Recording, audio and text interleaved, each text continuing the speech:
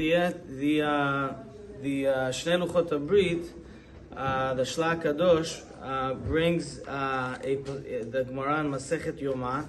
The Gemara in Masechet Yoma quotes the pasuk and the prophet Chagai, and the prophet Chagai where there says, "Alu hahar ve'evetem et uvanu habayit ve'ertze bo ve'kaveda amar Adonai." So talking about the rebuilding of the second Beit HaMikdash, Alu habayit, go up to the mountain, to the Mount Moriah, and we'll prepare the mountain.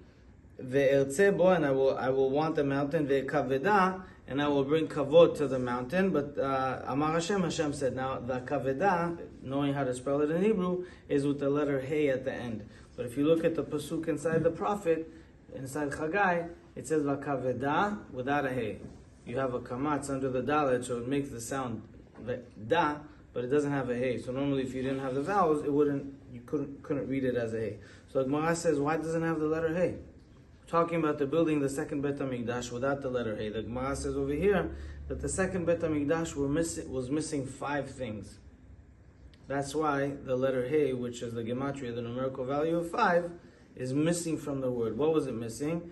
It was missing the Aron, the Kaporet, the Keruvim, the Esh, the Shechina, and the Urim Vetumim. So it was missing these 5 things. It didn't have these 5 qualities. So even though we had the second Beit HaMikdash, and people came up to La'alot Laregel, they came up to Yerushalayim, they came up 3 holidays a year, and the Kohanim, and the Leviim, and the offerings, and everything, but there were elements that were missing from the Beit HaMikdash. Says the Shlach Kadosh, we're in exile. Even when we had the second Beit HaMikdash, we were still nonetheless in exile. And since the destruction of the first Beit HaMikdash, we have not yet come to full redemption, to full quality of the same divinity that we used to have in the first Beit HaMikdash, and hence we are lacking and missing. He also says that always there are 3 parshiyot that are read in the 3 weeks of Ben HaMetzarim between Zayin B'Tammuz and Tisha Be'Av, and that is Matot Maseh and Devarim.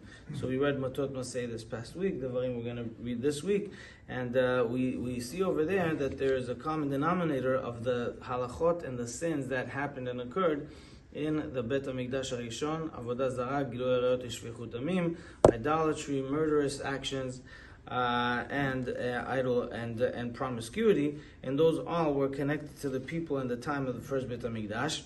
Those were the sins that happened there. And interestingly enough, he also says those sins were also correlated to Adam HaRishon and Chava, Adam and Eve in the Garden of Eden. They had the same kind of quality of decline in the Garden of Eden that was also seen in the Beit HaMikdash HaRishon. And just like Adam and Eve were sent away from Gan Eden, so too Bnei Israel were sent away from Yerushalayim. And so we're trying to correct that and apply better behaviors in order to have a redemption and forgiveness to that. And as a result, we're going to speak about the importance of fasting on Tisha Be'Av. The halakha says very clearly, without any doubt, without any confusion, without any ambiguity, Hakol mitanin b'Tisha Be'Av. Everybody fast on Tisha Be'Av. First of all, everybody fast on Tisha Be'Av. Once we made that clear, then there's halachot. Okay, maybe somebody is sick, maybe somebody just had a baby, maybe someone is elderly, and so on and so forth, that they cannot fast. Then we could see what their situation is. But hakol mitanin b'Tisha Be'Av. So it's a very serious fast, just like Yom Kippurim. The only difference is that you can do, that you can drive your car, operate your vehicle, different things like that. But really, it's a very, very grave and serious sin. V'asur lifrotz gader, we cannot breach this wall.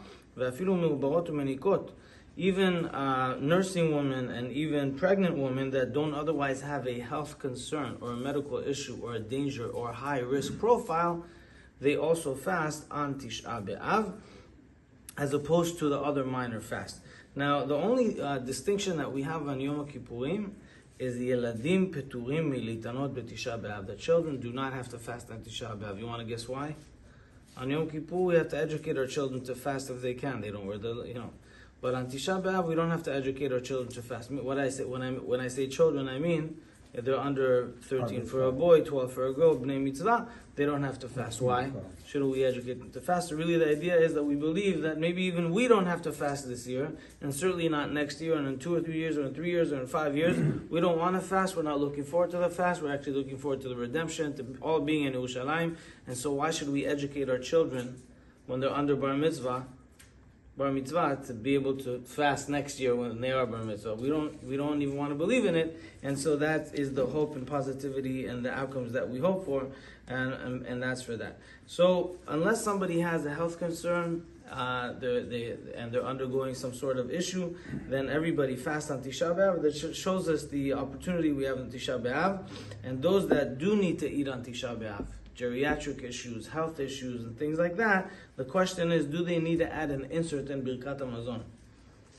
Like Shabbat, you have a special insert. Rosh Chodesh, holiday, special inserts. In Tisha Be'Av, he says over here, En laim lomar nachem, Birkat HaMazon, the special insert you have in the Amidah of Nachem, you don't do that in Birkat HaMazon. Baruch Adonai Le'olam. Amen.